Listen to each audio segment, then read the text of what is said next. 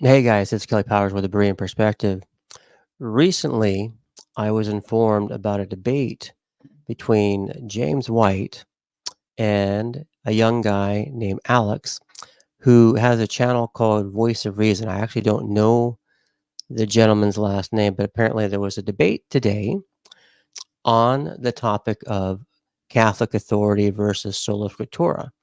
And I was able to listen to some of it earlier today, but I plan to listen to more of it beginning of this week, and I will be doing some reviews and some responses. So by chance, Alex, I will tag you, and hopefully you see this. I'd like to maybe open up an open invitation for you to have a discussion with me on my channel if you're open to it down the road. But when I was listening to both of your openings, um, and I didn't get to listen to all of the cross examination, but what I found interesting, Alex, if you're listening, is your very opening statement. In the very first beginning of your opening, you basically refuted what you're trying to go against.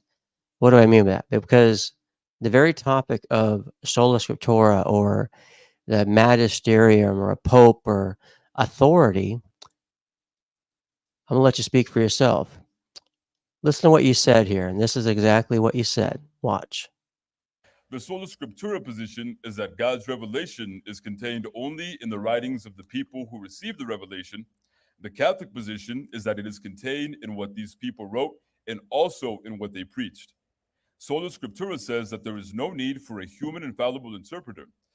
Catholicism says that God's church is the infallible interpreter. So the Catholic side says Scripture, tradition, and the church, and the Protestant side says Scripture alone. Thank God we have common ground so we can solve this issue. Thank God we have a common ground to solve this issue. How are you going to solve this issue, Alex? Or any Catholic by chance listening, Roman Catholic? How are you going to solve the issue? Since we all agree about the authority of Scripture, we can turn to it and see what it has to say about this matter. So you can turn to what? You can turn to the scriptures to examine this matter. So here's the thing. You're going to discuss the discussion on the debate of does the Bible teach the Catholic authority or sola scriptura? You said you can answer this question. This can be answered. You can know this. What'd you say? How could it be done? You can do this by going to Scripture. So let's go back just one more time here, and let's just let you share it one more time.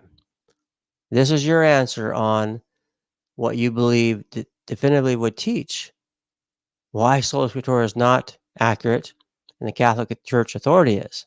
But the very thing that you're going against, you're appealing to what Protestants affirm, that Scripture is the final authority. Let's listen once again. Our position is that God's revelation is contained only in the writings of the people who received the revelation.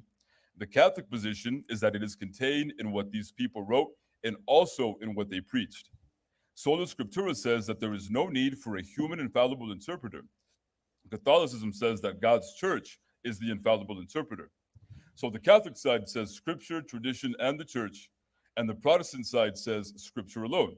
Thank God we have common ground so we can solve this issue. Since we all agree about the authority of Scripture, we can turn to it and see what it has to say about this matter.